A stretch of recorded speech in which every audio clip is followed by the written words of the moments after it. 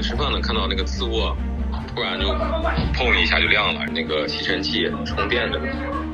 然后自燃了，然后就把充电线拔下来，把吸尘器端到楼道里面，之后拿2盆水给浇灭了。火烧得很快，一下子就把我那个里面还有挂的衣服，还有那个床头柜、那个被子、褥子全烧了。买了21年8月份买了有1年多吧，也跟官方平台去沟通。